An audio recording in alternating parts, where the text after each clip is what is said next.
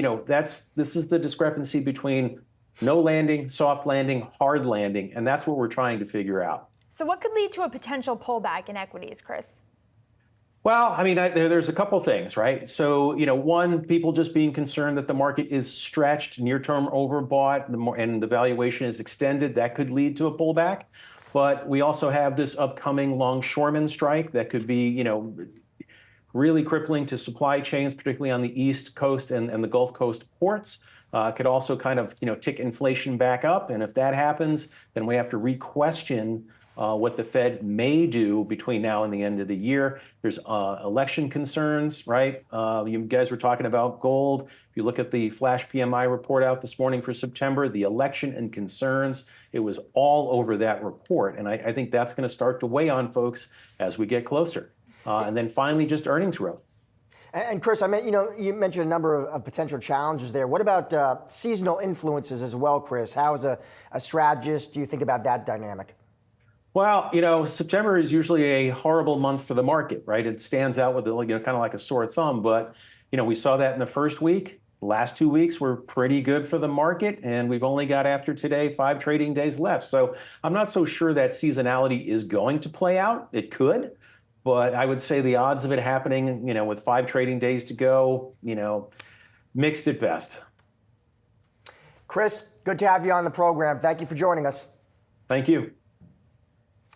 We are just getting started here on market domination, and coming up, it is a busy week as investors look ahead to Federal Reserve speakers and a key inflation reading for the clues to the odds of another big rate cut. We're going to speak to an economist on their side about what lies ahead. Plus, Tesla shares riding higher today on the back of a bullish analyst call. We're going to be checking in on the EV maker later in the hour. All that and more when market domination returns.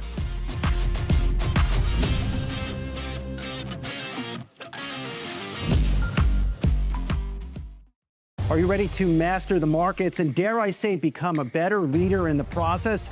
Well, Yahoo Finance has you covered with our new full suite of original podcast content. Whether you're a seasoned investor or you're just starting your financial journey, we offer invaluable market insights and strategies to help boost your portfolio, build your wealth, and make you a successful investor. Now let's make some money and get a lot smarter. I've done Yahoo Finance forever. This is a spectacular spot. Welcome to Stocks in Translation. I'm your host, Jared Blickery. Hello, world. I'm Ross Mack. Hi, I'm Bob Powell, and welcome to Decoding Retirement. Welcome to Living Not So Fabulously. Hey, it's me, Tiffany the Budgetista, your favorite financial educator. Welcome to Capital Gains. We're off for a few days and everything has changed. From Wall Street to Main Street to the C-suite, we are your daily lifeline, because behind every great investor is Yahoo Finance. Join us on yahoofinance.com, the Yahoo Finance app, or wherever you get your podcasts.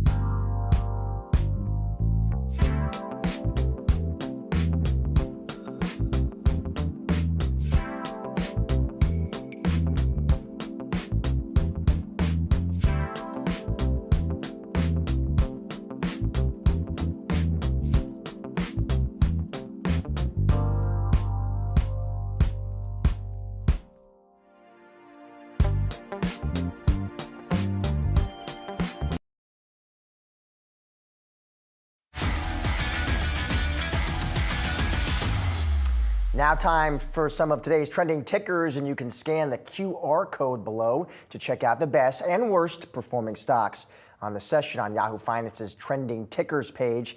Taking now a look at shares of Boeing, the company increasing its contract offer to the Machinists Union in an effort to end this strike. The jet maker saying it's the best and final offer. So here are the details, Maddie. The plan includes general wage increase of 30% over 4 years, ratification bonus now doubled to $6,000, reinstatement of the aerospace machinist performance program bonus. Previously, remember, Boeing offered 25%. Workers wanted 40% wage increase. We'll see if this is enough to win the machinists over. Yeah, and it's interesting because this comes after Jefferies changing their tune on Boeing earlier today. Not by too terribly much. I just want to pull up the analyst call here in my notes. But Josh, to point out a little bit more context in terms of the wage agreements, it's interesting. Oxford Economics had a research report out about Boeing saying they see it impacting the jobs report, which is obviously the key data that the Federal Reserve is going to be looking at. They see 50,000 potential jobs impacted, 30,000 from walk-offs and 20,000 from furloughs. So interesting to see how that is going to potentially play into that critical jobs report, the most important since the last, that certainly is going to be getting a lot of attention as we look for a lot of clarity about the Fed's rate cut path forward. And just to circle back to that Jefferies note from Sheila over at Jefferies, maintaining her buy rating but decreasing her price target from 270 down to 240 on Boeing. So a litany of news for this. Yeah, I mean, workers did overwhelmingly vote down Boeing's offer of a 25% general wage increase, so we'll see if this gets it done. Boeing did say revised offer contingent on ratification by the end of the day on September 27th. All right, well, let's get over to General Motors as well in focus today. The automaker hit with a downgrade by Bernstein, citing mounting earnings challenges. And over the weekend, the company saying it will temporarily lay off 2/3 of its workers at its Fairfax assembly plant in Kansas. Just speaking about Daniel Roeska's call here, saying that there is a risk that GM will announce additional capital requirements heading into October, also cutting his 2025 EPS call by a whopping 8% to just a little over $8.20 a share for GM. So that is a pretty significant call when it comes to their 2025 picture here, saying, quote, continued inventory build in the U.S. could lead to pricing headwinds and a delayed ramp on EVs and Cruise as well. So interesting to see just this widespread nature of headwinds across multiple different types of products that they're offering, Josh. Yeah, it was a tough note. I was almost curious that they stayed actually on the sideline with the market perform, given the number of challenges they say some of these data signals are suggesting here. Price target is 53. All these factors that he listed there that you noted says these impact earnings in 2025. They did lower their 2025 estimates as well. That's a really good point, though. Why did it not get to that critical sell level, instead just going down to market Well, that's perform? a dramatic move, man. You're gonna get, that's a big move right there. Go to a sell, come on. We're too high drama. Stay on the sidelines. I know. I watched too much reality TV over the weekend. Our final trending ticker today, check out shares of DJT, tumbling to fresh lows. This coming after the lockup period for the stock expired last week. Former President Donald Trump, who owns about 60% of shares, has insisted he's not going to sell. Remember, did hit a record low on Friday, Maddie. We're talking on the show about it, and investors have been waiting to see, does former President Trump sell shares following the expiration of the lockup? He has said he does not intend to cut that stake. Of course, we do know, the stock can sort of act as a proxy for Trump chances here, or at least perceived chances. Yeah, and you mentioned it's 60% of the company. That's over $1.5 billion. So, it's a pretty penny there, right? Especially for someone running for president who could use that cash, and certainly for a litany of challenges that the Trump campaign is facing. Having said that, I also want to point to the degree of volatility that we've seen in this stock, and the idea that it is sort of a proxy for the election and the sentiment around the election. We obviously saw it peaking a little bit after that debate with President Joe Biden. We saw DJT rallying a bit off of that, and then we saw it moving to the downside off of the most recent debate. So it's interesting to see it as kind of a proxy for how voter sentiment is looking as well. Well, let's get to the U.S. economy. It appears to be on track for another solid quarter of growth, all while investors looking ahead to a lot of Fed speak this week and also a key inflation reading. For more on what's ahead, we want to welcome in Andrew Levin, Dartmouth College economics professor and former Federal Reserve Board special advisor. Thank you so much for being here. I just want to get your take on the 50 basis point cut and what it indicates to you, Andrew, about the path forward.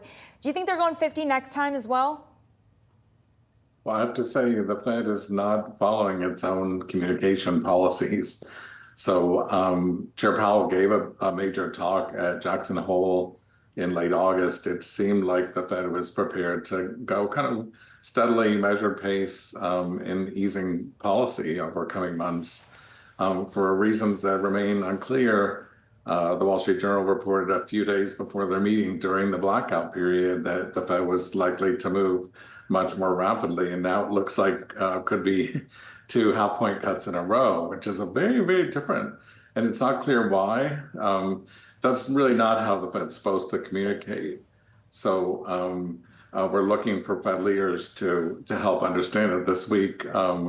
It's also worth pointing out, by the way, Governor Mickey Bowman was really courageous last week. She was the lone dissenter, the first time in 20 years, in fact, that a Fed board member has dissented from one of their monetary policy decisions. So lots to discuss here. So Andrew, so the thesis seemed to be from the Fed, listen, inflation has moderated. We need to, focus now on the labor market, which is weakening. So are you suggesting you don't see that? Well, okay, two sides of this. First of all, on the real economy, I've been saying for the past year, I don't see significant recession risks. And I still don't. I really watch closely every week when the new jobless claims come out. Those are still very, very low. Actually, today, the New York Fed released its latest survey of households. Households see very low probability that anyone in the household is going to get thrown out of work in the next 6 months. So those measures look pretty good. The prime age unemployment rate, which is people 25 to 54, did tick up in the late spring, early summer, but it's been heading back down and still very close to all-time lows. So the real economy looks pretty good. Now, inflation's another story. We can talk about that too if you want to. Well, yeah, I mean, let's go there because you tee it up perfectly. Where do you think there might be risks of reinflation in this economy? Well, this is what I think Governor Bowman was trying to point to, is there's a real danger here of declaring mission accomplished on the inflation side when inflation's the underlying trend measure of inflation are still well above the 2% target that the Fed's been committed to.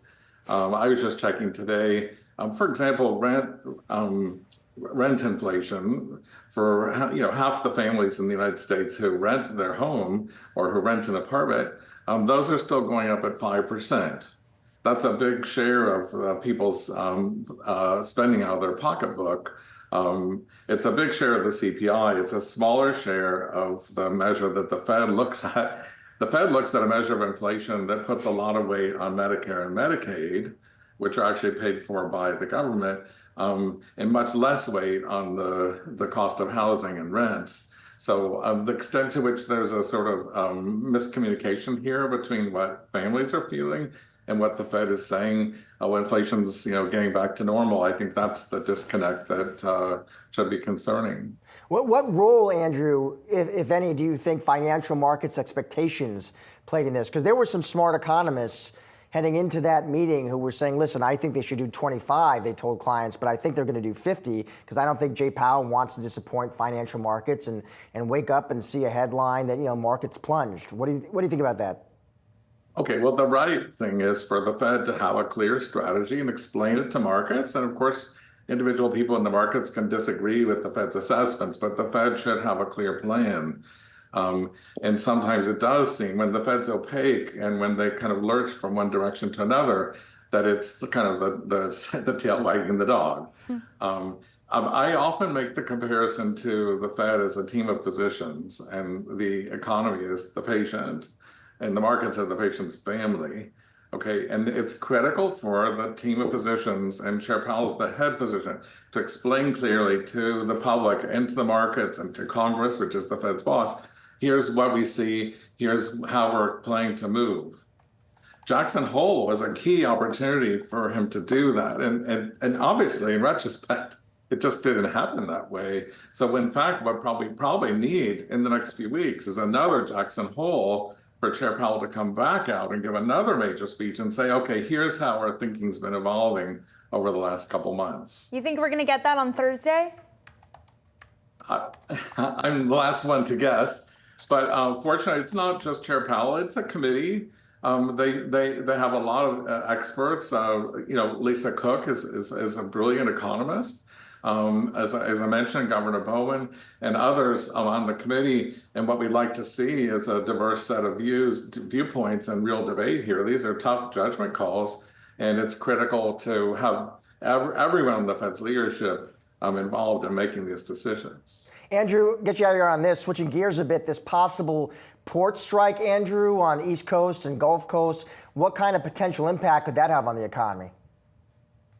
Well, the Fed's monetary policies affect things over months and sometimes quarters and years. And so traditionally, the Fed kind of looks through kind of near-term events, like what's happening with Boeing, for example, port strikes, union difficulties, other sorts of temporary factors. They have to look through. So the critical question here is, how's the real economy doing over the next few quarters, and what's the risks up and down to the inflation outlook over the next few quarters? I'm sorry to say I'm not the one to tell you exactly how the port situation is going to work itself out. Well, Andrew, we will certainly continue to call you regardless. Really appreciate your insights. Thank you so much for joining us. Well, coming up, Tesla shares are riding higher today on the back of a bullish analyst call. We're going to check in on the EV maker as well as a few other tickers when market domination comes back.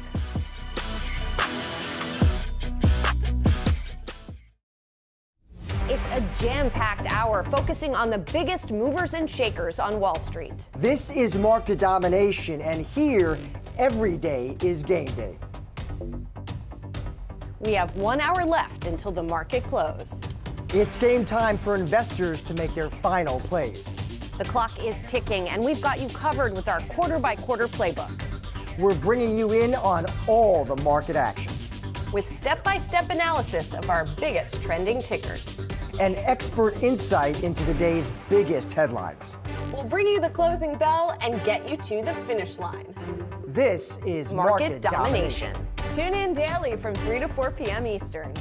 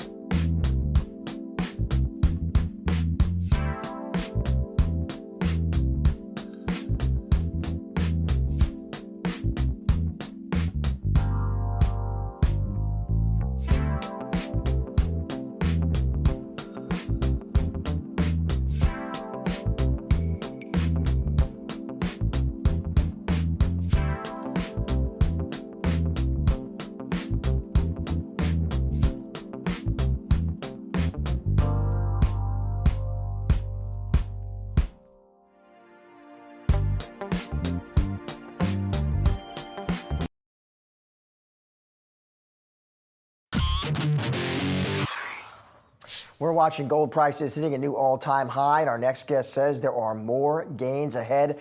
Joining us now is Ben McMillan, IDX Advisors Chief Investment Officer. Ben, it's a perfect day to have you on. We did see gold rise to a fresh all-time high. Is that Fed easing? Is that central bank buying? Is that geopolitical tensions running red hot? Is it all three, Ben?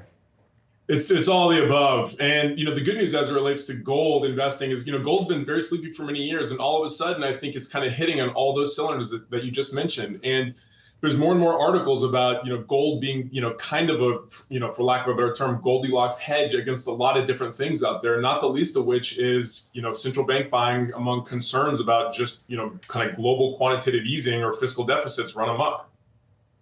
Do you have to believe then in some kind of doomsday out there to believe in gold having legs? Do you have to believe in there being a potential recession or at a minimum a hard landing to see more growth for gold?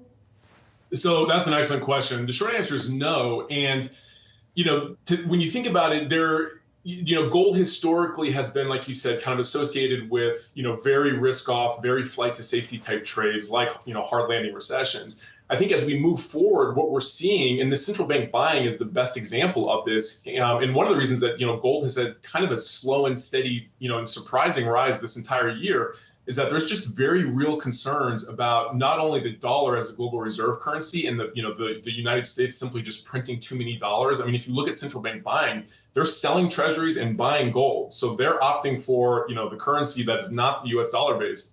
And that can only go one way going forward. So that's not even necessarily a hard landing or a doomsday scenario. I think that's just a stark reality of where we are as it relates to global monetary supply and surplus, and that's this powerful tailwind going forward. Any line of sight, Ben, into how hedge funds are positioned right now? Yeah, I mean, hedge funds view it. Hedge funds, CTAs, they've been generally long gold, much of this year, and I would continue to expect that to increase. If you even look at the gold miners, which is the higher volatility end of the gold spectrum, historically, we're even as we talk to institutional investors, advisors, we're hearing more and more of them start to buy things like the GDX ETF, for example, in their portfolios. And so I think again, this is getting back to part of it is just gold is a good hedge for kind of a lot of different forward-looking scenarios. It's one that has a powerful tailwind as it relates to this kind of consistent central bank buying. And it's an asset class that everybody knows. It's easy to explain. It's not a complicated bet. So it makes sense in a lot of portfolios. How should investors suss out the investing opportunities with gold, the precious metal itself, versus the miners, especially for investors who are maybe hearing us consistently talking about gold's all-time highs and feeling like they're maybe a little bit late to the party? What should they be thinking? Yeah, I mean, the first thing is we always tell people, remember that, gold miners historically have been, higher volatility. Now, that's not necessarily the case this year. And I think that reflects, miners having, trading at kind of historical discounts relative to the price of gold. But going forward, as investors think about it, if you had to pick one, generally people would favor bullion, gold, the metal. We like to diversify. We think that's a good bet. Generally most investors would probably want to size gold miners a little bit smaller because they are riskier. But again, with that also comes, greater opportunity. And, the other thing to remember with gold miners is, there is idiosyncratic risk as it relates to the companies. Generally, we favor ETFs. You can get broad diversification across the basket of miners. But there's also operational leverage. And especially at these levels, when you look at kind of new discoveries in gold, that's really slowed down over the last few years. So now all of a sudden, these mines that are going concerns and have access to extract the yellow metal out of the earth, have a lot more operational leverage if gold continues to set new all-time highs. So Ben, take out your crystal ball. 12 months from now, where would you expect gold to be trading at? So let me put it this way. We like to think in terms of distribution of outcomes. I would be very surprised if gold hadn't set, all-time highs 12 months from now. I'd be surprised if it was trading below, $3,000 an ounce. I wouldn't be surprised if it would, hit 3,500. So again, I think we've got some powerful structural tailwinds in place for gold that aren't going to slow down anytime soon. Now, that doesn't mean it's going to be a straight line up and to the right. There's, going to be volatility. We've got a lot of, risks out there. Again, some of which actually favor gold. But I do think there's, like I said, there's a powerful tailwind for gold to continue setting all-time highs, and I wouldn't be surprised if it was mid 3000s this time next year. Yeah, speaking of risk, I want to switch gears in the commodity space as we end here and talk a little bit about oil. You mentioned the weakness in China, and you sound kind of optimistic. You say inevitably it's going to come back. What makes you so sure? Well, just frankly, because China, has to do something. When you look at China, it's been kind of a phenomenal story for being a centrally planned economy. I have to credit the CCP. They've done kind of a shockingly good job of managing growth up into this point. But at some point, dislocations have to happen. I mean, it's just a fact of centrally planned economies. Now, what that means is, and if you look over at China, I mean, they're facing some massive headwinds, not the least of which is demographics. Their one-child policy is really coming back to bite them now. If you look at their economy, most Chinese nationals, most of their savings is tied up in real estate, which has kind of been artificially propped up by their shadow banking community. So the unwind over there is very nasty. That retrenchment of demand is what's been pulling back on commodities. So the reason we're bullish, not necessarily in the near term for oil, but again, kind of intermediate and longer term, is that China stimulus is they're going to have to stimulate, potentially even overstimulate, to just get demand back online. And when that happens, coupled with what we think is kind of a lack of a Mideast conflict premium, that supports higher oil prices. Like I said, in the intermediate and longer term, I do think kind of in the next quarter we could continue to see weakness, but longer term, even oil looks pretty good. All right, Ben, we got to leave it there. Thank you so much for joining us. Really appreciate it. Thanks. Now let's get to some calls of the day here, sponsored by Tasty Trade. Let's get with Tesla to kick it off. Getting a boost today as Barclays analyst Dan Levy is now expecting third quarter deliveries to top estimates, driving stock growth. Now it's interesting the degree of upside pressure we are seeing on the stock, up over 4.5%, when the expectation here in terms of consensus is 461,000 vehicle deliveries. They're just expecting 9,000 more than that, 470,000 units, but that is an 8% jump up versus a year ago. And what's fascinating, going off the conversation we were just having with Ben, is that a key part of this call is about expected growth coming out of China. This idea that consumers over there are going to be interested in Teslas, not just for the product now, but for their full self-driving capabilities that Tesla has teased out, that Elon Musk has sought and preliminarily achieved in China. So it'll be interesting to see the degree to which that is a positive headwind as well, tailwind as well. Yeah. Dan says the strength is coming from China. Europe, he says, is weak, says a beat could drive further strength of the stock into robo-taxi day.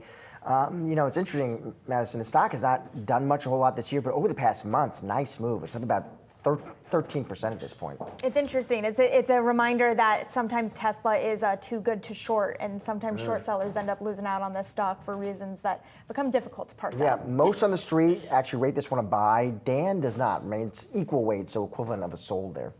All right, moving on. Shares of Ulta falling after TD Cowen cut its rating to hold from buy, citing that the cosmetic retailer is lacking execution on merchandising as well as increasing competition. So they do cut the name to a hold.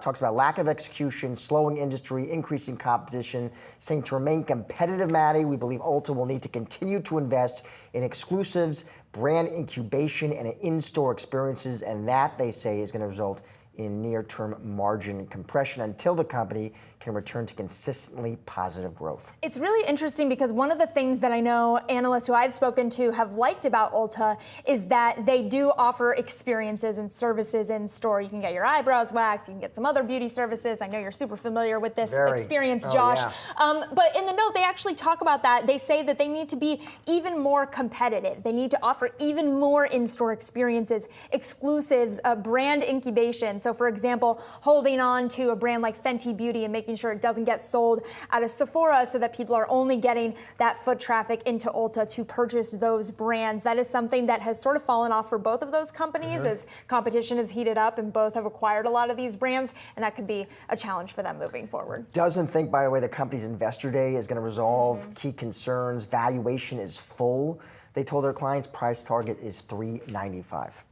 All right, well, let's get to PayPal. Shares are ticking higher following a price target hike from Deutsche Bank from $74 to $94. This is Brian Keene raising his outlook amid promising pricing opportunities and PayPal's new fast lane products. You can see they're having a buy rating on this stock. I just want to pull up PayPal stock over the past couple of months to give some context to the degree of movement that we have seen in this stock. It's up about 18% over the last 6 months-ish, but it's interesting to see when you take a look at the over past year performance.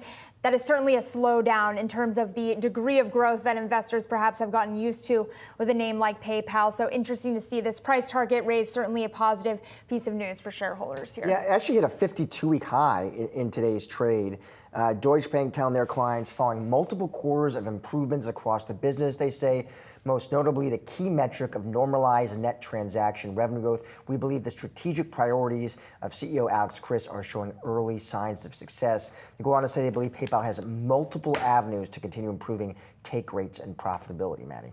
All right, well, let's get to another stock that we are looking at here, Intel. Shares jumping as it's getting a lot of attention today. The tech company reportedly receiving a multi-billion-dollar investment offer from Apollo Global Management. That's according to reporting from Bloomberg First. Now, the offer from Apollo, which is Yahoo's parent company, comes shortly after the Wall Street Journal's report of Qualcomm approaching Intel about a potential takeover. Here with more on the turnaround plan for Intel and attractive AI investments, we've got Spear Invest founder and CIO Ivana Delevska. Ivana, thank you so much for being here with us. So a lot of news when it comes to Intel. What is top of mind for you?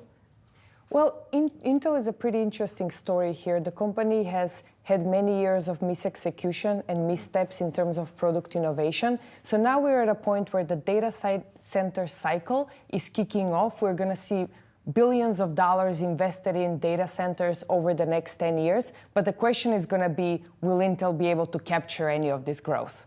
And what's the answer to that? Well, I think it's going to be pretty tricky. I think it's going to require really heavy lifting and significant turnaround. There are two parts to the Intel story. Part one is the foundry business. This is a very tough business that requires significant capital investment. And part two is their processor side. So this is the one that could be more easily turned around into a value-generating entity. The question is going to be, can they keep up with the innovation of AMD and NVIDIA. On that question of the fabs, Ivana, it was interesting because we had some analysts on Yahoo Finance today who were saying that to them was the issue with some of these stories because their argument was Intel already has its hands full with the fabs, and why should you believe, so they argued, Qualcomm could move in and do a better job with these assets? So on the fab side, I think the idea would be if they can spin off and separate those assets, and then maybe somebody like Qualcomm can take over the processor side. But yeah, the fab side is really the more problematic, side. Do you like a Qualcomm takeover if, hypothetically we get rid of any antitrust issues? I think it would be pretty difficult for Qualcomm to turn this around. I think there are better places to focus on for them. If they do have a plan of how they're going to turn it around, I think it could be pretty attractive because the valuation is not expensive. The question, though, here is that once you drop the ball on the technology side, it's very difficult to catch up because everybody is investing pretty aggressively in this space. Do you think, Ivana, that CEO Pat Gelsinger is actually in a position where he needs the cash? Is he desperate or no? Does he feel like, you know what, I realize my stock's under pressure, but I've got the right strategy, the right roadmap. I don't need the cash. Well, they do need the cash, right? The foundry side will, as they get further into it, it will require a lot more capital. So they definitely need the cash, and this is why they cut the dividend as well. So yeah, I think the cash part of this story is pretty important. Yeah, there's the company fundamentals, right, when you talk about the impact of Gelsinger, but there's also the stock, and we just had a chart up showing just the degree of downward pressure that the stock has experienced. I was talking to an analyst who we love to talk to on the show about whether or not, this is a potential opportunity for investors because it's trading so below book value right now. Even if it were to go bankrupt, investors would potentially make out with a little bit of something. What do you think about that? So investing at book value is pretty difficult, right? Because basically the point is usually stocks have pretty good support at book value, but not if they're burning cash. So that's going to be the key to figure out. If Intel can somehow turn into a cash flow positive story, then book value becomes a lot more relevant, and then you can maybe make money on this investment. Ivana, there's, as Maddie said at the beginning, there's all kinds of headlines. It's Qualcomm, but also some headlines of Apollo, parent company of Yahoo Finance, potentially making some moves. Do you like the idea of private equity moving in to names that you own, or no, you don't like that? Well, I mean, there is always interest from private equity in the space. I think private equity generally likes cash flow positive ideas or some sort of path to get to pretty significant cash flow generation. That's part of the business model. So I think it's going to be interesting to see if there is a path here. I think for us as an investment, basically there is a lot more attractive opportunities out there, especially after this pullback in the data center space. Even after Ivana, this stock's been, as Maddie pointed out, it's been so crushed. It's down like 55% this year. Even now, you would say you wouldn't kick the tires on it. We constantly kick the tires, right? That's not the point. You study it, but you don't want to commit capital. Exactly. We would only commit capital if we see a clear path towards value creation. Can we talk about Constellation real quick? It's a good time to be a Constellation shareholder, which I know that you are. Talk to me about how you're sussing out the run rate for that stock. How long are you anticipating holding?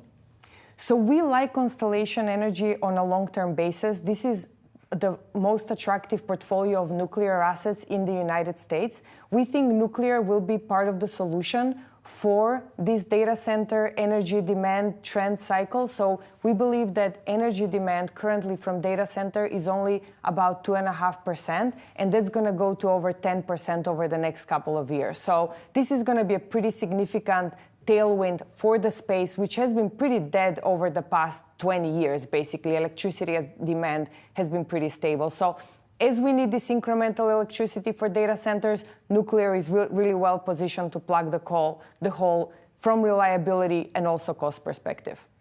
Get you on this, Ivana. I know you, so you don't like Intel, right? You've done your work, but still not willing to move in. What about NVIDIA? Still a fan?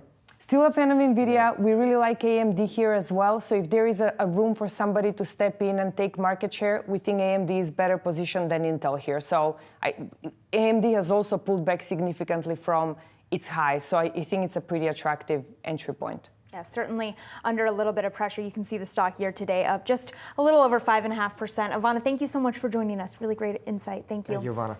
Thanks for having me.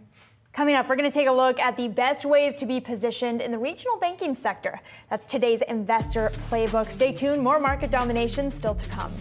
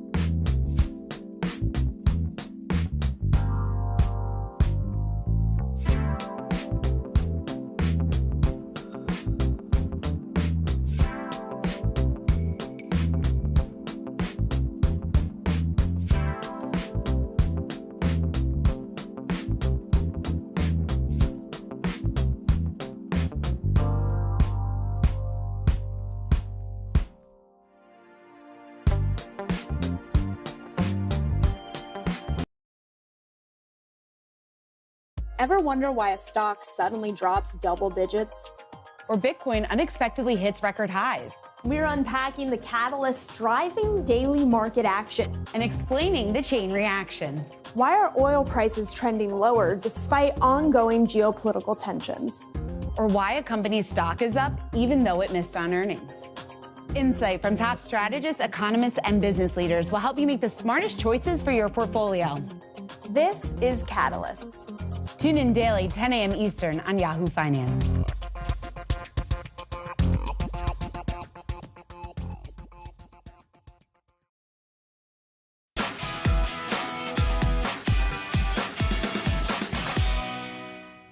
After a period of rate hikes that pressured the banking sector, particularly regional banks, last week's jumbo rate cut by the Fed could turn headwinds and tailwinds for the sector. Just a few minutes till the closing bell on Wall Street, we're looking at how to navigate regional bank stocks with the Yahoo Finance Playbook. And joining us now is Christopher McGrady, head of U.S. Bank Research at KBW, a Stifel company. Chris, it is good to see you. So maybe kind of start with a high-level question, Chris. I'm wondering, do I have to, as an investor, believe that Jay Powell, as rare and tricky as it may be, I have to believe he has stuck the soft landing, Chris, before I commit capital to your coverage universe, the regionals?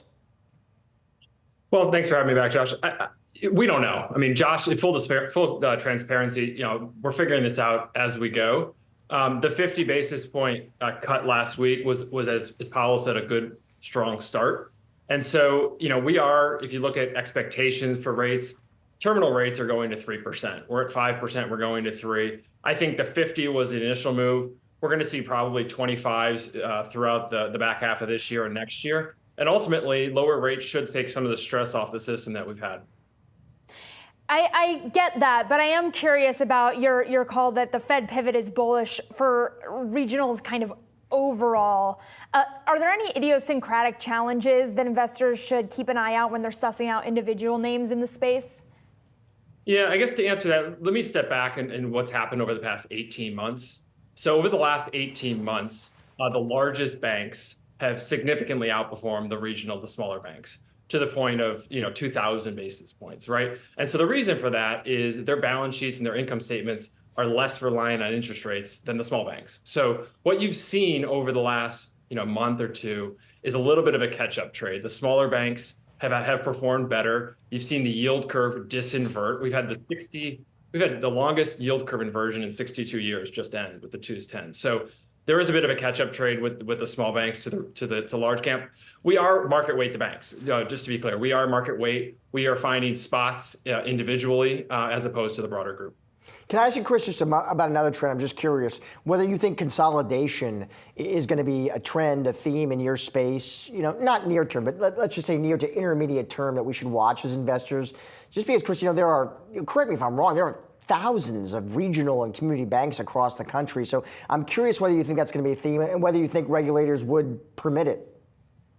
We're seeing it. There's 4,000 banks in the country. On average, you lose about 3 to 4% of the banks to consolidation every year. Now, what we've seen over the past 6 months is we're starting to see M&A resume off a very low trough. So the comparisons are getting better. We're still not seeing, Josh, the largest bank deals, the ones that would be, kind of on the front of the newspaper. And because of that's largely because of regulation. We don't know what the rules are.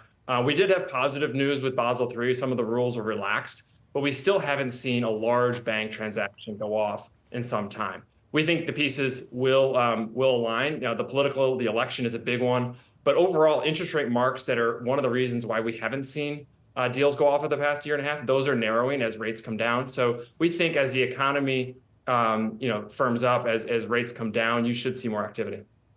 All right, well, let's talk about some of your individual picks. And I'm going to go to Comerica first because you somehow managed to get a Braveheart reference into a regional bank's note, which I got to say I love it. Talk to me about why you have an outperform on this name. Thanks. Comerica historically is a stock to buy when rates are going up.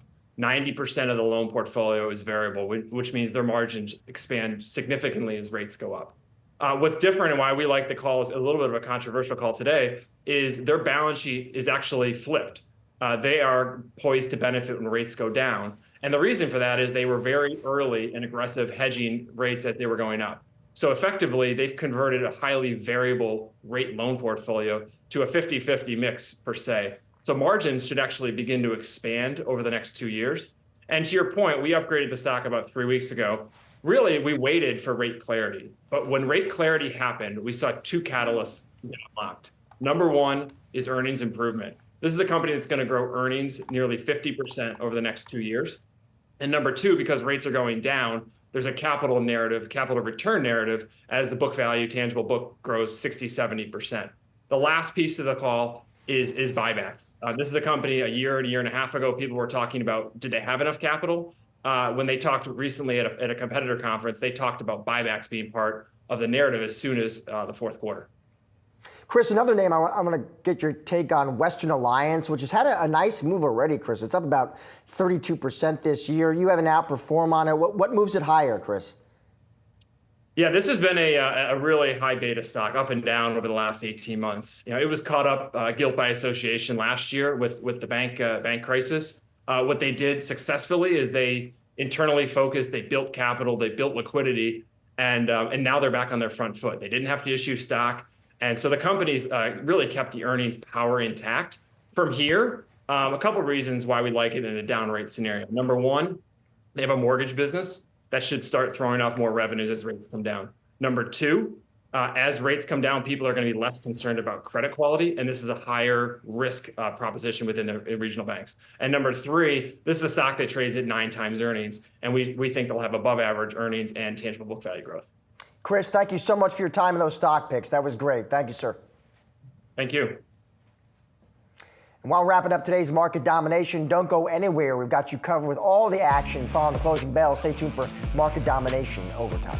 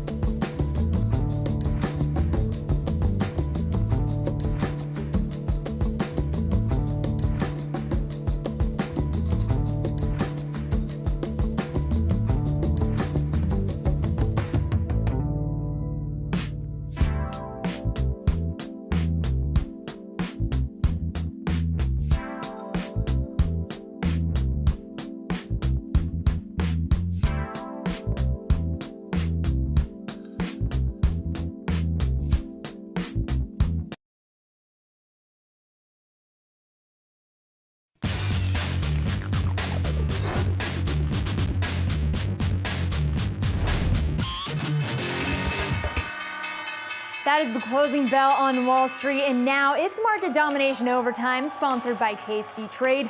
Let's see where the major averages are ending up. I'll give us a second for the major averages here to reach their final breath of the day. It takes us just a second here, but as you can see, a sea of green across your screen. We are checking to see if the S&P was able to eke out another all-time high. This comes after an all-time high last week for the major average. The big question was whether or not they were going to be able to maintain some of those gains following that larger than expected Fed rate cut. Interesting to see the Nasdaq not performing as well as the S&P on a positive price return basis today. We saw a little bit of pressure on some individual tech names. Nvidia was under pressure at certain points today. Microsoft also under pressure after an analyst call from Gil Luria. So the big tech basket that typically drives the Nasdaq forward under a bit of pressure. Maybe that's why we didn't see that upward momentum for that average today. But it does look like the S&P ending here on the day up about 0.3% at 57.18. So it could be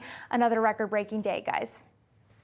Thank you, Maddie. It's another record day on Wall Street with the Dow and the S&P 500 closing at new highs. And our next guest says the market is priced to perfection. Joining us now is Bob Elliott, Unlimited Funds co-founder, CEO, and CIO. So, Bob, I'm looking at my screen. Stocks moving higher, all three averages ending here in the green. Does this momentum continue, Bob?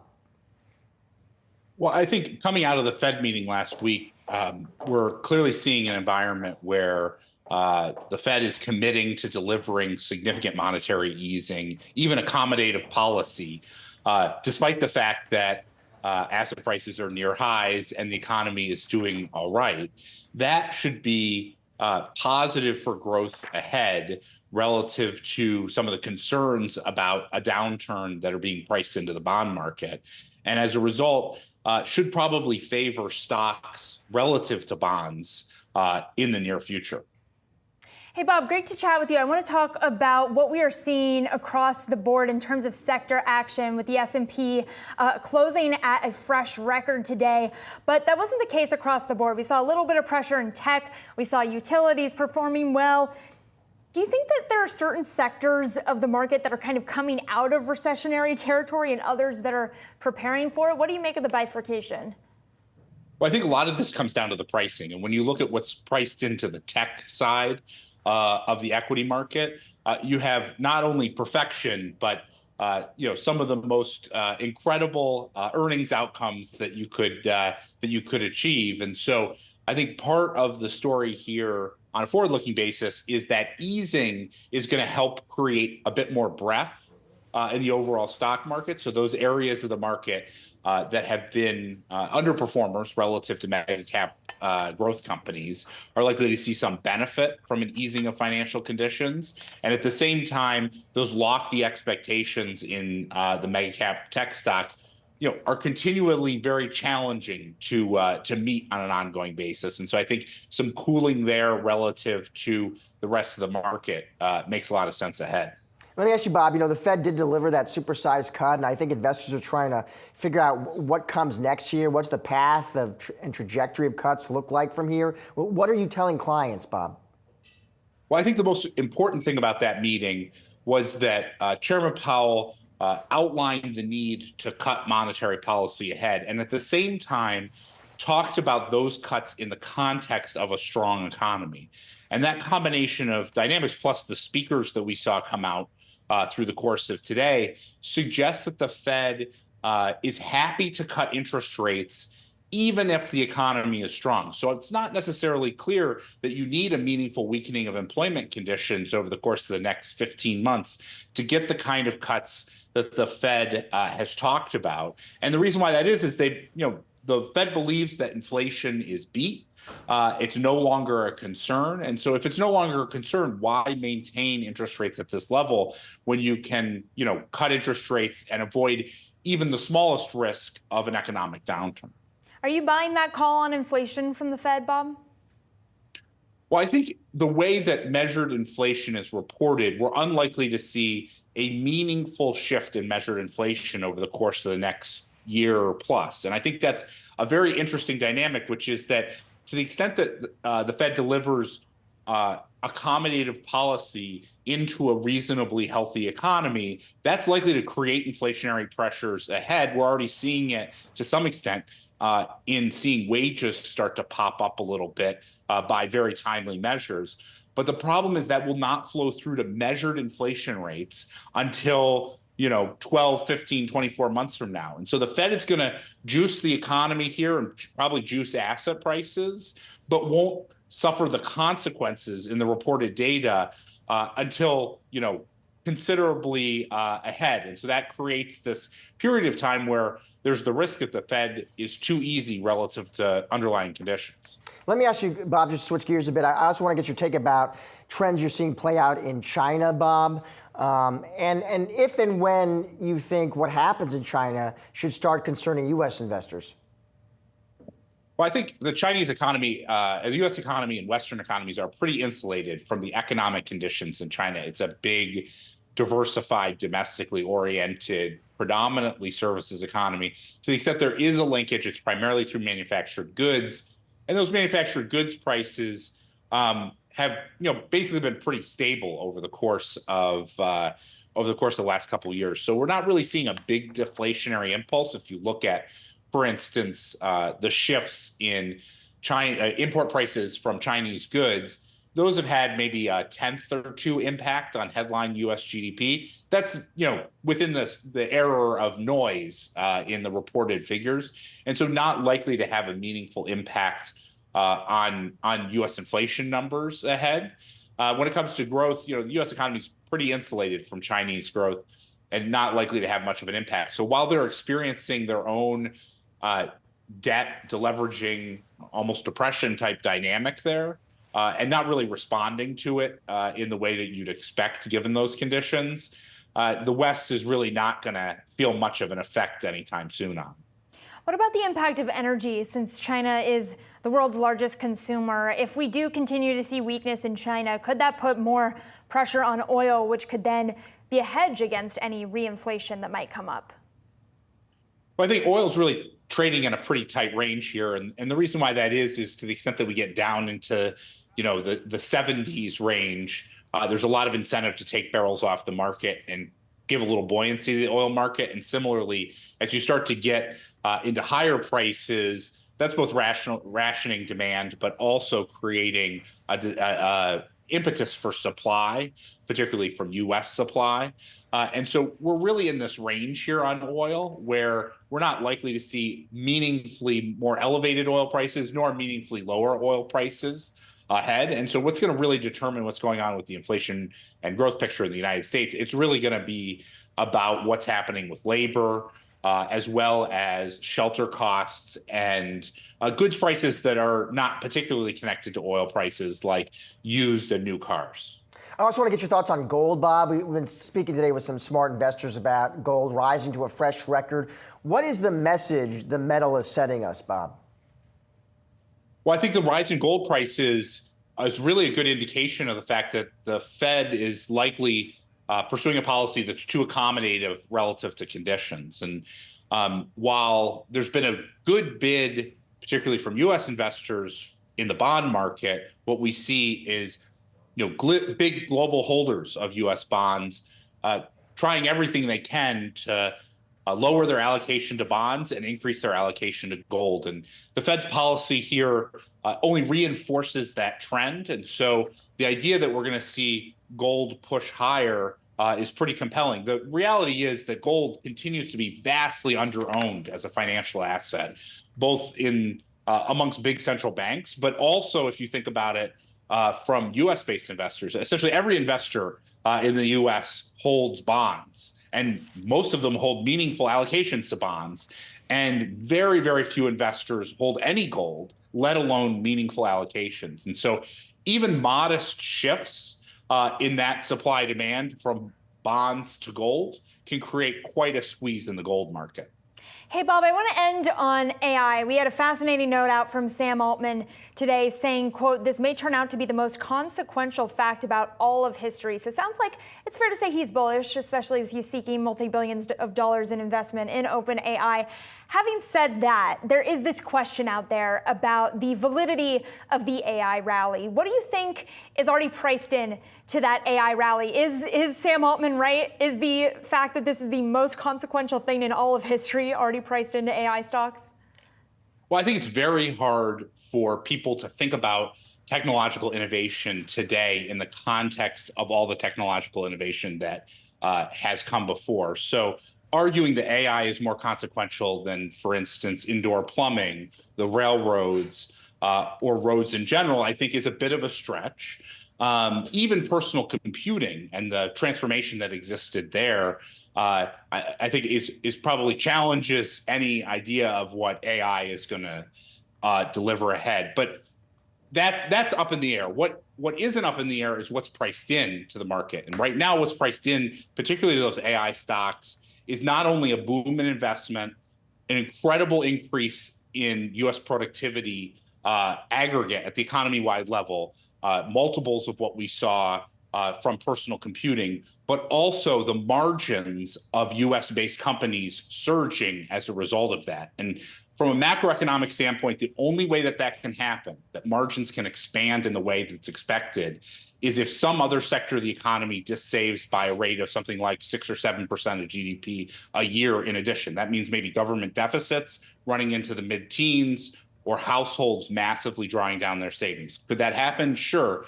But AI is limited by those sort of macroeconomic realities. And right now it's painting out a picture that is at best unlikely and most likely implausible at this point. All right, really good stuff for investors to be thinking about. Bob Elliott, thanks so much. Thank you. Coming up, Novo Nordisk CEO set to face a Senate committee tomorrow regarding GLP-1 drug prices. We'll tell you what that could mean for the state of the weight loss drug industry when Market Domination Overtime returns.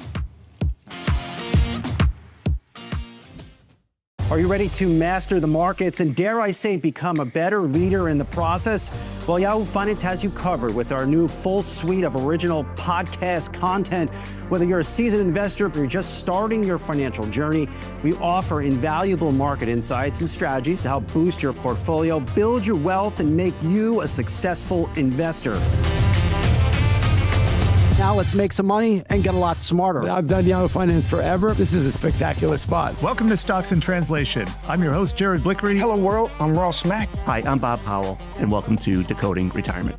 Welcome to Living Not So Fabulously. Hey, it's me, Tiffany the Budgetista, your favorite financial educator. Welcome to Capital Gains World for a few days and everything has changed. From Wall Street to Main Street to the C-suite, we are your daily lifeline because behind every great investor is Yahoo Finance. Join us on yahoofinance.com, the Yahoo Finance app, or wherever you get your podcasts.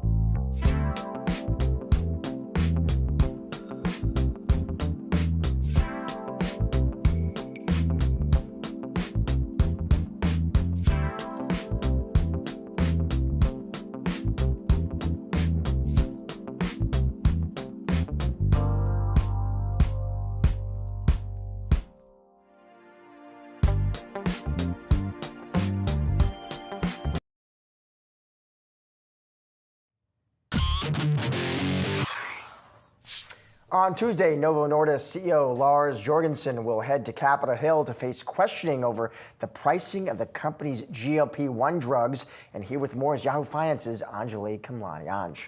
That's right, Josh. We know that this is going to be a bit of a showdown, if you will. We know that there are two companies, of course, that have made GLP-1s and at higher prices. But Novo Nordisk is the one getting a little bit of the heat. Senator Bernie Sanders has been very vocal about the frustrations with access based on pricing of these drugs, claiming that these drugs can be made for about $100 as opposed to the nearly $1,000 price tag per month, as you can see on your screen. We also know that the U.S. pays more for the drugs than other countries. Now, we're talking, of course, about the GLP-1s. That's for the Novo Nordisk, the type 2 diabetes drug Ozempic, and the weight loss drug Wegovy. Now, these two drugs together combined in 2023 brought in $18.5 billion for Novo Nordisk, and it looks like they're going to almost triple that, or even more. Almost $65 billion is what Bloomberg expects for this year alone, and that's a very high number. The argument that Novo Nordisk is going to be bringing hinges on their R&D expenses, and we've heard this from pharmaceutical companies before. If you look at how long it takes to bring a drug to market, right? The first patent for basically all the time, effort, and money we have to put into this. Right. And Novo Nordisk knows that had semaglutide patented in 2005 was the earliest patent we could find, and then it didn't get on the market until 2017. And they claimed that in 2023 they spent $4.5 billion for all R&D.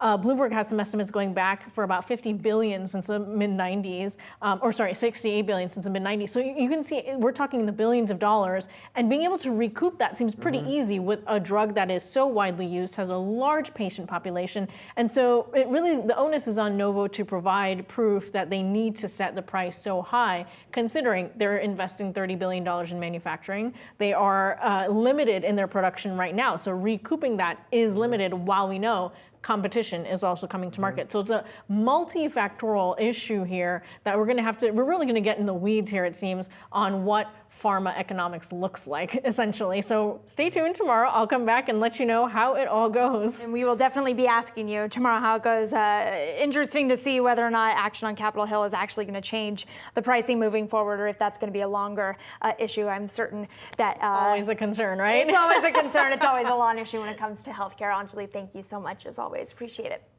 Well, mortgage rates are expected to continue to ease after the Federal Reserve kicked off its rate cutting cycle. But when will home prices follow? For more on this, we want to welcome in Meredith Whitney, Advisory Group CEO of Meredith Whitney, and she joins us now. Meredith, great to speak with you here. So talk to me about that question, right? We know the pressure's coming off of mortgage rates as the Fed cuts.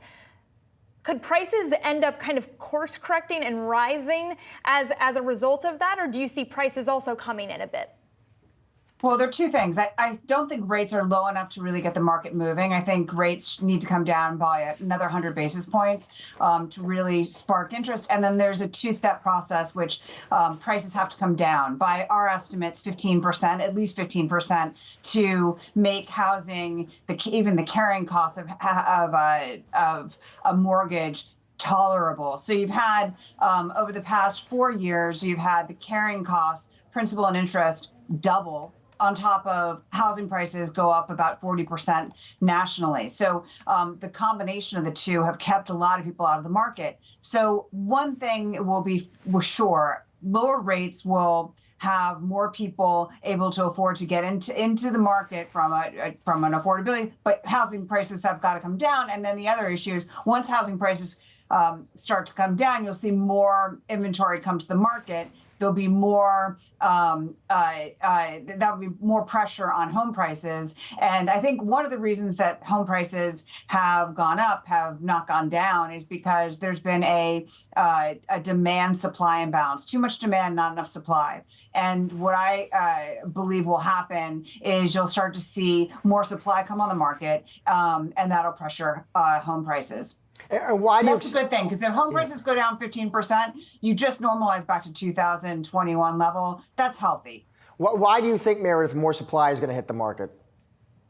Because I think there's been a lot of people in rate lock, and they haven't wanted to sell their home because to buy a new home, unless they're going to buy with all cash, their carrying costs become more. They're downsizing, but they're paying more, and that's not attractive to a lot of people. So I think a lot of people have held their homes off market, and I think that there's going to be there's got to be, like, the levee's got to break at some point. Are there also demographic reasons, though, Meredith? The silver tsunami, the aging of America, boomers ready to downsize?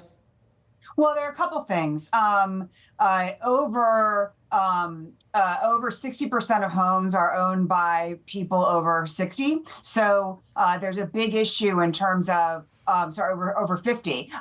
So there's a big issue in terms of all the housing stock is owned by old people, and so it's harder for young people to get in. But it's gotten increasingly expensive for these older people to stay in their homes because property taxes have gone up dramatically, as has homeowners insurance. That very persistent services part of consumer spending continues to go up, and the cumulative effect of that is really straining for a lot of people. So in fact, people over 60 have actually increased their debt levels faster than any other demographic. So you can see there's real strain in the system. And I think that much more will cause people to, even if they want to stay, age in place, they'll have to downsize. Meredith, on that note, I want to pull up a stat that has been on my mind today. The U.S. home price to median household income ratio hitting 7 times today, a new all-time high. And I'm curious, from your perspective, what could change that? I know you talk about supply, but I guess I'm curious about the path forward and how long that change could take to kind of be put into action, because there seems to be a disconnect between how people feel about the housing market and the broader economy versus what's showing up in a lot of the data that we talk about often here. Well, I'm glad you mentioned that. One suspicion that I have is if you look at the data from the National Realtors Association, you can see the most activity has been with the highest priced homes. So I think that data is a little skewed. So where there hasn't been a lot of activity has been in homes that are, let's say, under 300,000, and so that skewed all of the numbers to look less affordable. And from our math, if you look at homes versus homes to households, the U.S. actually doesn't have a housing shortage. It's just there's a housing shortage about where, areas where people want to live. There are plenty of houses in upstate New York. There are plenty of houses in Western Pennsylvania. There are plenty of houses in other parts of the country where people don't really want to live. It's a question that everybody wants to live in the same areas, and there's a shortage there. But to really get things moving, you're going to have both the low end and the high end of the housing market start to move. Finally, Meredith, let's talk politics. Kamala Harris talks about building 3 million new housing units. What do you make of that idea, Meredith? I think that's going to be a frustrating move for any politician because you don't get the immediate benefits. So that's a long-lived project, and it's probably necessary. But a lot of real estate decisions are done at local levels and are not done at federal level. So I think that's ambitious, and it probably won't happen if she's elected during her administration. Meredith, always great to see you. Your administration. Thank you so much for joining the show, Meredith. Appreciate it. Thank you. Time now for What to Watch, sponsored by Tasty Trade. Starting off on the Federal Reserve Board, Governor Michelle Bowman set to speak before the Kentucky Bankers Association convention. Bowman expected to make remarks on the economy and monetary policy. The Fed governor still concerned over inflation, leading Bowman to become the first Fed governor to dissent against an interest rate move since 2005.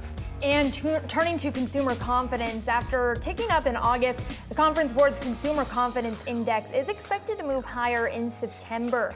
The latest report to also provide more color into consumers' assessments of the current labor market. And shifting onto earnings, before the market open, AutoZone and Thor Industries are set to report their fourth quarter results. Meanwhile, KB Home and Stitch Fix gear up to deliver their financial results after the market closed on Tuesday. And lastly, expect an update on home prices. S&P CoreLogic Case-Shiller Index to release the change in prices for July.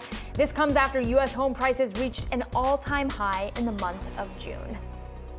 That'll do it for today's Market Domination Overtime. Be sure to come back tomorrow at 3 p.m. Eastern for all of your coverage leading up to and after the closing bell. But don't go anywhere. On the other side of the break, it's Asking for a Trend. Got you covered for the next half hour with the latest and greatest market-moving stories so you can get ahead of the themes affecting your money. Stay tuned.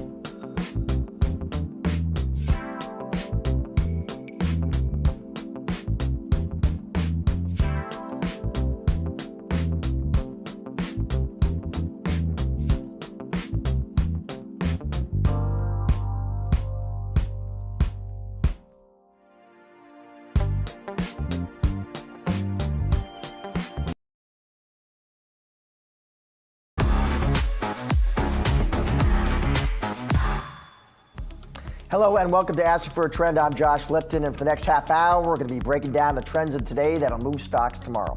There is a lot to keep track of, so we're focusing on what you need to know to get ahead of the curve. Here's some of the trends we're going to be diving into.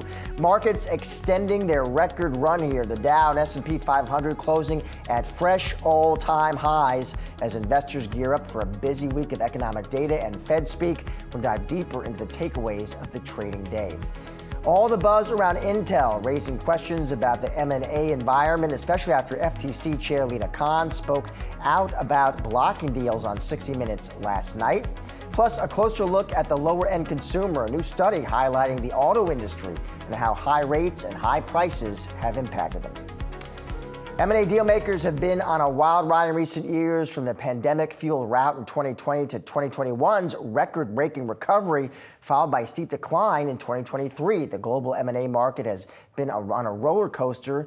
As of May, global M&A activity was up 21% year to date and on track to end the year close to 2023 levels. But if you're thinking about a deal, tread carefully, because FTC Chair Lina Khan is watching. Here's what she said on 60 Minutes Sunday night. We went through a couple of decades where we saw over 800 acquisitions by the 5 big players, not a single one of which was blocked. And some of those, we realized, ended up leading to significant harm. Just to give you a concrete example, there were companies that were offering Americans greater privacy, and they were promising that we're not going to use your data, we're not going to sell it, we're not going to spy on you everywhere all the time. After some of those firms were bought up by one of the big guys, all of those data privacy policies changed overnight. So is the M&A slowdown all Lina Khan and the FTC's fault? And would Donald Trump returning to the White House usher in a new golden age of activity? Joining us now is John Ferrara, Capstone Partners founder, president. John, good to see you in studio. Let me start at a high level, John. Just how generally upbeat you are about M&A activity next 6-12 months. Well, I run an investment bank, so I'm an optimist by nature when it comes to this. We are in an abnormally prolonged M&A down cycle. And why is that, John? Well, you mentioned we were at a peak period in 2021 as we recovered from COVID, absorbing a lot of the backlog that was postponed during the COVID years. And this cycle, typically M&A correction periods last 12 to 18 months, and cycles tend to get shorter as information becomes more efficient.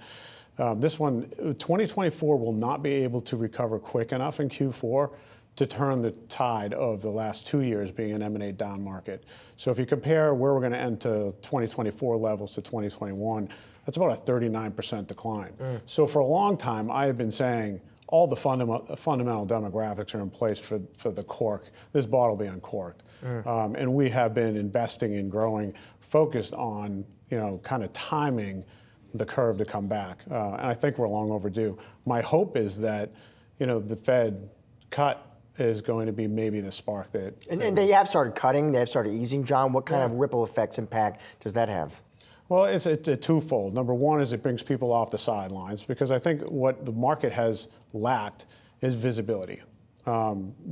People can model for rising interest rates or lowering interest rates. They can't model for the unknown.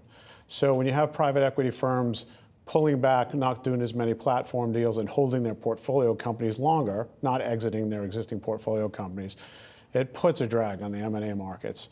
So when they feel more confident about the direction of interest rates, of course, you've got lower cost of capital, better impact on valuation, but then you start doing more strategic deals. Instead of defensive deals or bolt-on deals, you're doing deals that are platform, more strategic. And what's most important for us in the middle market, M&A, is what's CEO sentiment look like? Because CEOs that run businesses and own companies are smart. And we were talking off camera, John, how you're on planes a lot. How are CEOs feeling right now? A little bit lower. Like if you compare it to the 2021 peak market, they have CEO confidence about the M&A markets were like at 81%, which is close to an all-time high. Right now, they sit between the high 30s and low 40s. And frankly, that correlates with rise and falls in Fed rates. So when the Fed rate goes below 2%, there's a direct correlation with CEO confidence levels going up. When confidence levels go up, they feel better about tapping the M&A markets. That provides more supply of qualified deals going into the market. We mentioned their FTC's Lina Khan on 60 Minutes last night. What impact has she had on M&A activity, the M&A market? Oh, I think the regulatory environment has had a pretty big impact on it. In which way, I think her clip mentioned, depending on who gets elected to the presidency, it's going to go one way or another. I don't really necessarily believe that, but I think for M&A large deals, less regulation is obviously better. But when you're sitting on the heels of the Qualcomm Intel discussions that are going on, that could definitely swing that deal. Do you think the CEOs you're chatting with, John, is there your sense that maybe a lot of them are they sitting on their hands waiting to see the outcome of this election? Yeah, I think they don't understand that the markets, the private markets, not the public markets, the private M&A markets don't necessarily correlate with the news headlines. So when you're hearing doom and gloom and less visibility and the markets are red at times, they just assume the market's not good, what's happening. So that takes supply out of the market. What's really happening in the market for good companies is this supply and demand imbalance that actually end up with really robust valuations that we've seen equal to or greater than the 2021 days. John, great to have you on set. Thanks so much for your time today. Appreciate it. Appreciate it. The Dow S&P 500 closing at a new high. Stocks extending the Fed rate cut rally here with the trading day takeaways. Yahoo Finance's Josh Schaefer. Hey, Josh, yeah, so we have our 40th S&P 500 record close of the year. So we have to start right there, and I'm going to flip over to some of our charts here to just take a look at what's been going on with the major index. So closing at 5,718 today. Barely eking out a record, we should note. But Josh, one thing I want to point to here that was interesting, we had outperformance from the equal weight S&P 500 today. That was up 0.5 compared to the S&P 500's 0.3.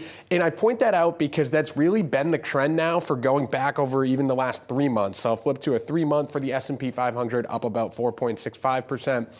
You look at the equal weight over that time, up about 7.7%. This is one of the measures of sort of the broadening of that rally, right? Remember, the equal weight S&P 500 isn't driven more by bigger companies. So if that's going up more, that actually means we're seeing a broader participation from the index.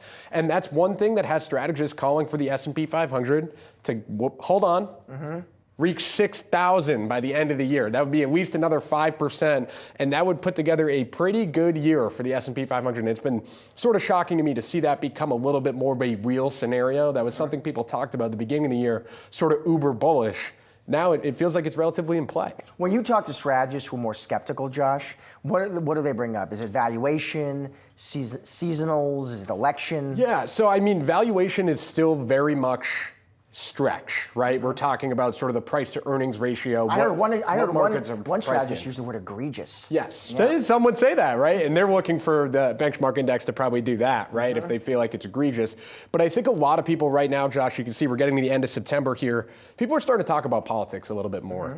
And I think the question when we're talking about where the index is going to end the year is, well, how much does the election over the next month and that volatility weigh on the benchmark? Do we get a significant drawdown because the election is a little bit more uncertain than people thought, or maybe there isn't a result on election night? Does that draw down on the S&P 500 so the rally you get after doesn't get you to 6,000? Or do you kind of survive around these levels, then post-election you often get a rally, and so do you get a rally from this point? That might be how you get to 6,000. Schaefer, bullet point number 2. Number 2, we were taking a look at the economy, Josh. So we had S&P Global PMIs out this morning, and their markets economist, Chris Williamson, pointed out while the PMIs themselves weren't necessarily eye-popping, they were a little bit down from last month. He said what they do is, so that's September, that's the end of the third quarter, and it means we're tracking for GDP at over 2% for the quarter. That's a solid quarter, right? And you take a look at what Atlanta Fed's GDP Now tool is tracking, 2.9%. Goldman's at 3%. These are solid quarter over quarter GDP numbers that we're talking about here. And I think that's part of the reason why we've seen stocks rally, even though we had that Fed rate cut, is because the economic outlook seems to be holding up relatively well. If you push through Q3, what about Q4? So Q4 was interesting. Even in the PMIs this morning, sentiment is starting to fall a little bit moving forward. I think the question is, do the rate cuts help that sentiment, right? So as these rate cuts start to come into the economy, you just got a 50 bips rate cut last week, does that start helping business activity and helping the labor market like people think it will? Then maybe that helps out your Q4 going into next year. But yes, you do make a good point, Josh. 3% is not exactly where a lot of people are sitting looking out into the fourth quarter. All right. Not expected to see that high of a number. Final Schaefer point. It's a quiet week, and I think that's always important to point out because that means there's not a lot for people to get upset about, which sometimes helps stocks. So this is a chart from Bank of America, and what they count here as an economic event. So this is the amount of economic events. You're sitting next to what they consider this week, which is the best week, and it's no CPI, it's no Fed meeting, it's no jobs report, any of those big things. Notably, they said they feel like PCE might be a non-event this week, so they didn't count it. I was going to ask you what. So they didn't count it, so that gives us the good week. Right. But I think for PCE, the key is just going to be continuation of what the Fed thinks they're going to see, right? Remember, PCE, after we get that CPI and PPI, the other inflation data, people usually have pretty good estimates of PCE. And so those estimates are for inflation to keep falling and sort of be on that track. I think as long as that comes in line, at least the team at Bank of America says, okay, status quo. Status quo probably means stocks just float a little bit higher. All right, we shall see. Joshua, thank you. Stick around. We're asking for a trend still to come.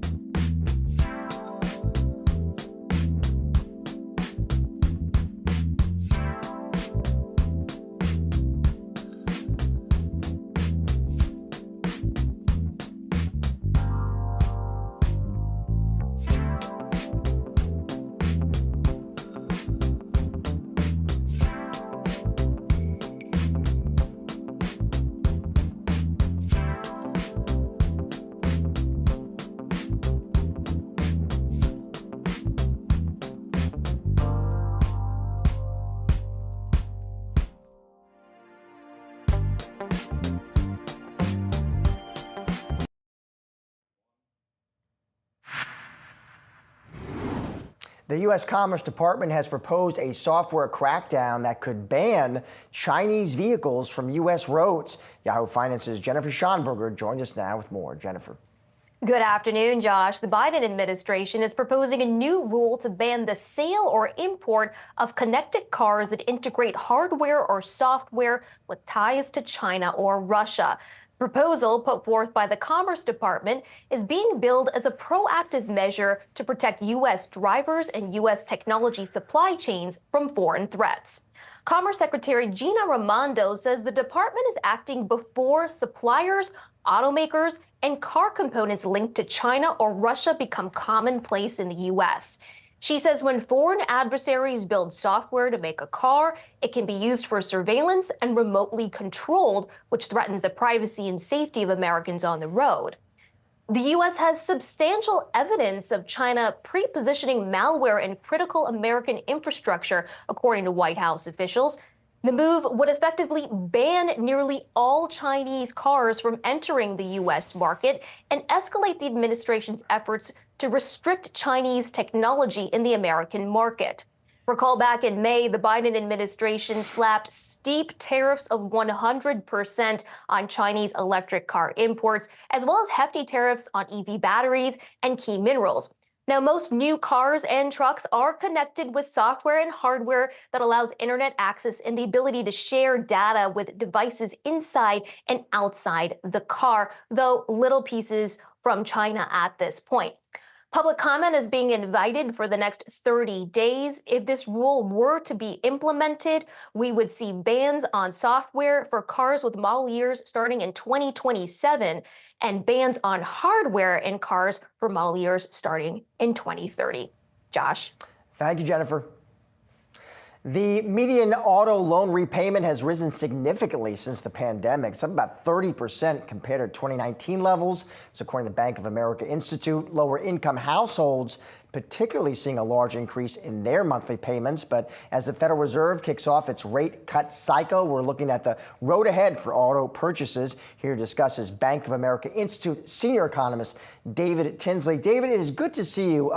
Start off more broadly, David, because you all have a lot of insight into the consumer. When we talk about those lower income households, David, clearly facing a number of challenges, I'm just interested to get your big picture take on that lower income strata. How are they holding up here, David?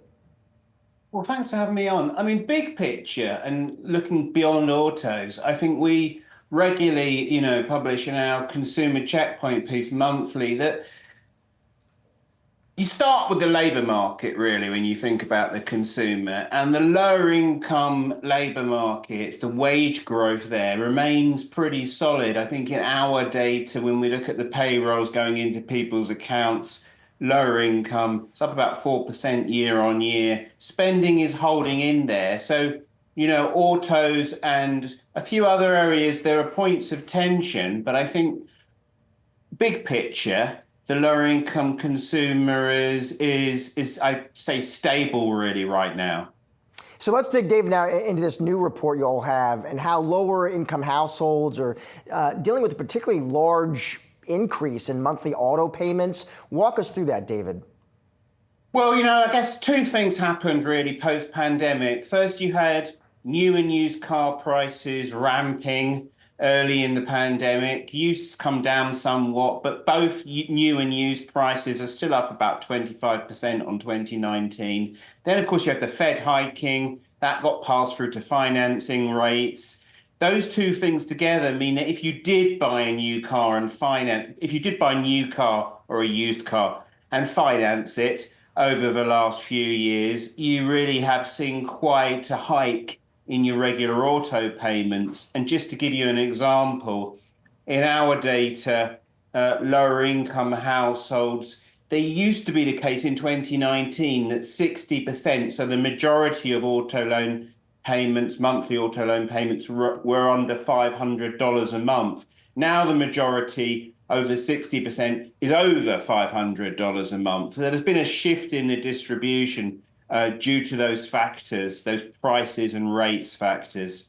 So are they able, David, to keep pace with these higher auto payments? Well, this is in a sense the good news, because we were referring in the first part of the discussion to the labour market for lower income and kind of broadly as well being fairly solid to date. Obviously, there are a few signs around the edges of softening. But what that means is that generally pay growth has kept it at pace with our car loans. So when we're looking at our data, roughly speaking, compared to 2019 and 2024, auto loan payments for lower income households are roughly unchanged as a share. So that's quite positive news. But I think where the worries are, the risks are, is just say the economy tilted to the downside, say there was a sharper deterioration in the labour market than many people are expecting, then of course that might stretch some of these households, particularly at the lower end, in terms of meeting these financial commitments. What they might have to do is pull back fairly aggressively on their spending in order to kind of make their loan commitments at that point, I think. David, great to have you on the show today. Thanks for making time for us. Thank you. Yahoo Finance is adding to its growing list of shows. Money Glow Up breaks down the misunderstanding we tell ourselves about money. Tiffany Aliche will be your favorite personal finance educator as she helps you transform the way you think about money. Tune in every Thursday at 12 p.m. Eastern. Stay tuned. More Ask for a Trend right on the other side.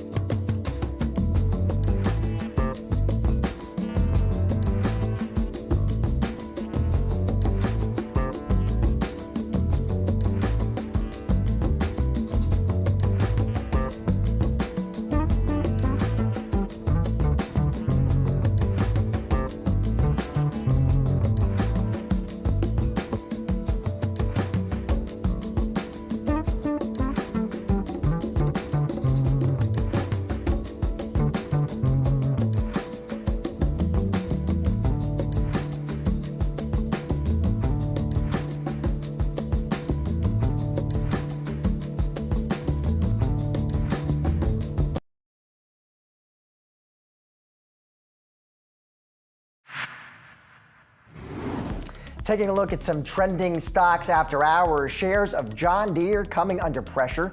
Former President Donald Trump speaking out moments ago, threatening tariffs against the company if they move manufacturing to Mexico. And then in Pennsylvania, Trump saying, "I'm just notifying John Deere right now. If you do that, we're putting a 200% tariff on everything that you want to sell into the United States." Next up, Snowflake, the AI data cloud company, announcing it will offer $1 billion in convertible senior notes due in 2027 and $1 billion of convertible senior notes due 2029. Snowflake intends to use the proceeds to buy back up to $575 million of its stock.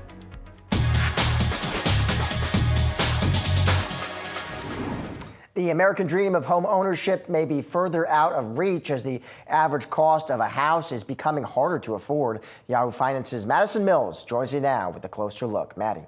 Thanks so much, Josh. So I want to pull up this chart showing the home price to median household income ratio.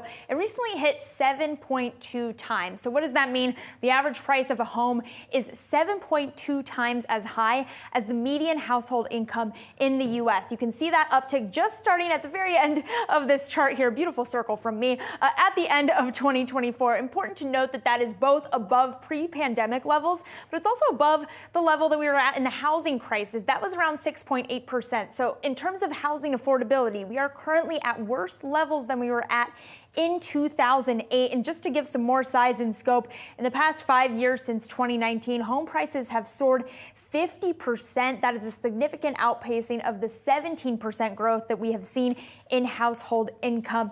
We spoke with a guest earlier on our program, Meredith Whitney, about the challenges of housing affordability and the importance of housing for low-income buyers in particular. Take a listen. Where there hasn't been a lot of activity has been in homes that are, let's say, under 300,000, and so that skewed all of the numbers to look less affordable. And from our math, if you look at homes versus homes to households, the U.S. actually doesn't have a housing shortage. And there she was saying that we don't have a housing shortage. People just don't want to live in the places where there is housing. But I think it's really important to zero in on the point she was making, which is that the activity we are seeing in the housing market that may lead to good headline data on housing is coming in those higher priced homes. I also want to note, though, it's not just mortgages that are costing buyers and homeowners, people who are dwelling. It's also those who are looking to rent. We spoke with Andrew Levin about the challenges facing renters. Rent inflation for half the families in the United States who rent their home or who rent an apartment, those are still going up at 5%. That's a big share of people's spending out of their pocketbook. It's a big share of the CPI. And as Andrew was mentioning, rent is a big share of CPI. So it is something that we watch closely, Josh, not only because of the impact that it has on individual consumers and the sentiment about the economy, but also because of the impact that it has on the Fed's rate cutting path moving forward here. Yeah, I thought it was also interesting when we were talking to Meredith Whitney there, Madison, about demographic shifts she was seeing there. Kind of the silver tsunami, right? The aging of the American population and how obviously boomers, looking to downsize and what that means for housing supply. Yeah, and it was interesting. I was so glad that you brought that up with her because she talked about this idea that people are getting priced out of their homes right now. So even if you do have individuals who have, been in their homes for a long time, they're hoping to sail into the sunsetting years of their lives in those homes. Those individuals, unfortunately, are in a place where, due to the pressures of mortgage rates in particular, they're just struggling to look for other options in terms of moving. So all those individuals holding on to their homes for longer, that is decreasing and putting pressure on supply. But it was also really smart, Josh, of you to ask her about the proposal from Vice President Kamala Harris, if she were to become president, to increase home supply by 3 million homes. Also, she's potentially going to have a stipend for first-time home buyers on the table. Both of those things could potentially be catalysts for the market. But of course, a big question is going to be whether or not any of those policies get through Congress, Josh. All right. Thank you, Madison. Appreciate it. And that is a wrap on today's Ask for a Trend. Be sure to come back tomorrow, 4:30 p.m. Eastern, for all of the latest market-moving stories affecting your wallet. Have a great night.